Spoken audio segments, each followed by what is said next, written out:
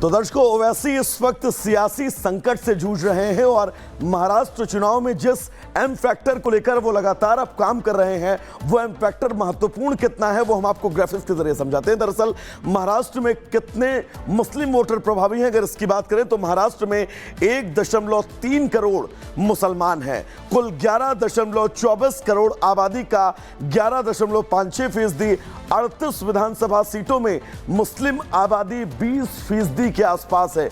9 सीटें ऐसी हैं जहां पर 40% से ज्यादा मुस्लिम आबादी है। 10 सीटों पर 25% से ज्यादा मुस्लिम आबादी है। लोकसभा चुनाव में महाविकास आघाड़ी को बड़ी संख्या में मुस्लिम वोट मिले थे और यही वजह है कि अब तमाम कोशिशें महाविकास आघाड़ी कर रही है कि इन मुस्लिम वोटरों को अपनी तरफ अट्रैक्ट किया जा सके। लेकिन एक और ग्राफिक्स हम आपको बताएंगे जिसमें आप ये समझिए कि आखिर कौन सी सीट ऐसी हो और इस सीट पर कितनी मुस्लिम आबादी है।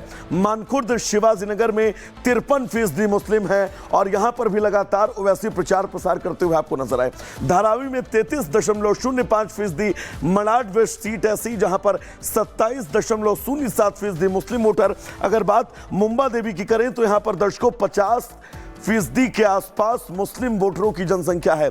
वर्सोवा में ये जनसंख्या 33.05%। अंधेरी वेस्ट सीट बहुत महत्वपूर्ण 27.01% सीट यहां पर जहां जितने मुस्लिम वोटर हैं। बात अगर करें तो भैलखा में 41.05%, बांद्रा ईस्ट में संख्या 33.01%, जबकि बांद्रा वेस्ट में संख्या 25.03% है। और यही वजह है दर्शकों कि लगातार एम फैक्टर को लेकर हर पार्टी कोशिश कर रही है कि एक मुश्त मुस्लिम वोटर जो हैं वो उसके खेमे में आकर खड़े हो जाएं। अगली अहम खबर क्या है, जाग उठा भारत में सीधा रुख करेंगे मोनिका का। मोनिका। बिल्कुल वैभव, आप एम फैक्टर की बात कर रहे हैं और न सिर्फ एम फैक्टर बल्कि इसके अलावा भी महाराष्ट्र विधानसभा चुनाव में कई मुद्दे हैं। चुनावों की तारीखों की बात करें तो मतदान को देखिए सिर्फ 9 दिन बाकी रह गए हैं और काउंटडाउन जिस तरीके से शुरू हो गया है, ऐसे में सियासी पारा भी हाई होता जा रहा है। भगवा की एंट्री भी हो चुकी है महाराष्ट्र विधानसभा चुनाव में, जिसको लेकर कांग्रेस के वार पर अब सियासत हाई है।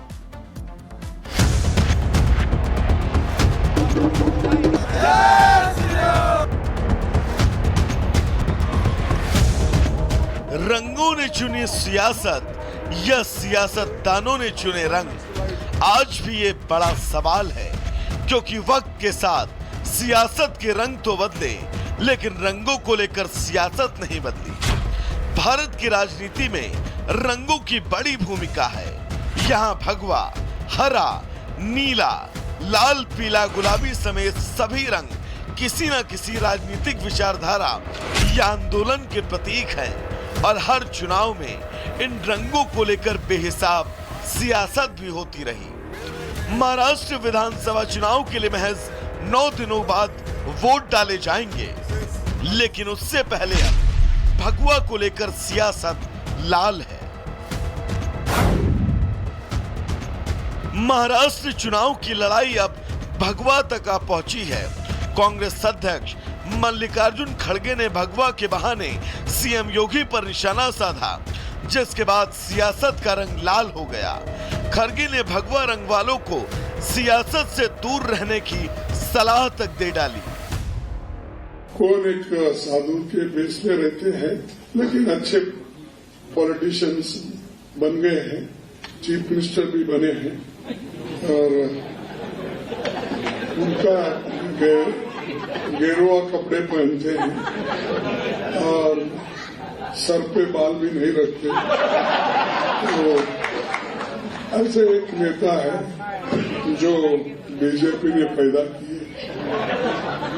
ठीक है।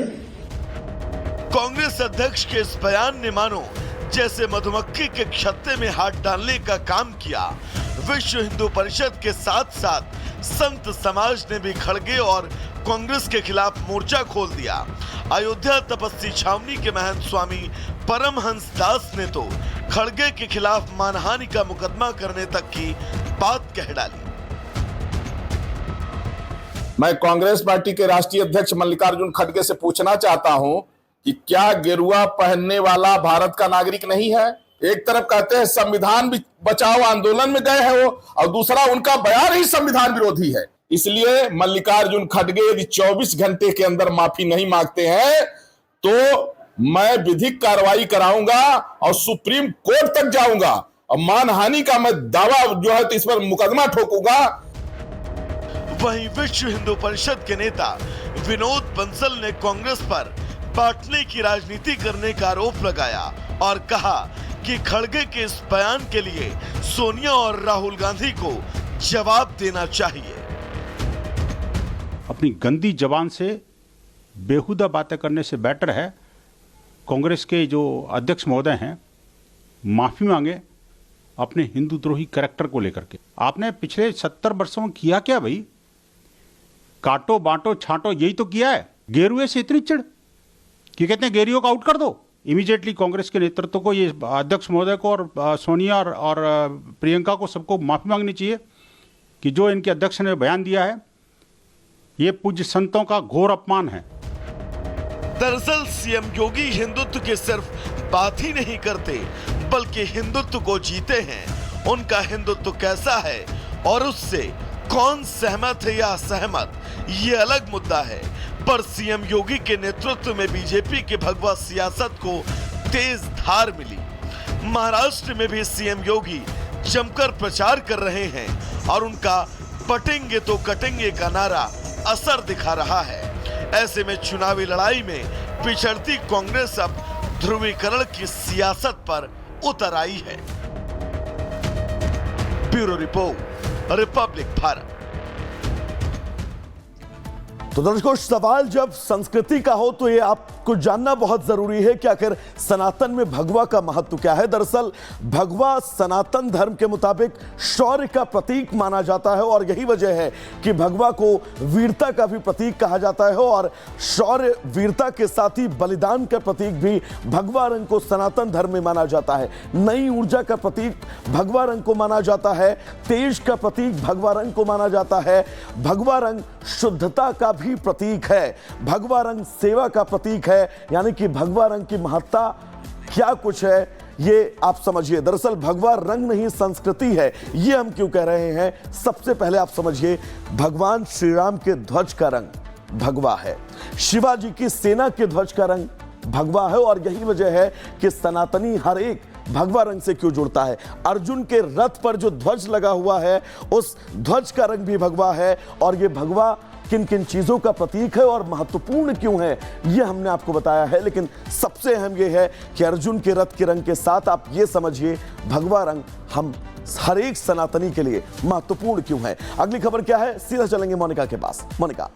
चलिए, महाराष्ट्र के बाद अब झारखंड का रुख कर लेते हैं। बात झारखंड विधानसभा चुनाव की भी कर लेते हैं क्योंकि चुनाव के लिए आज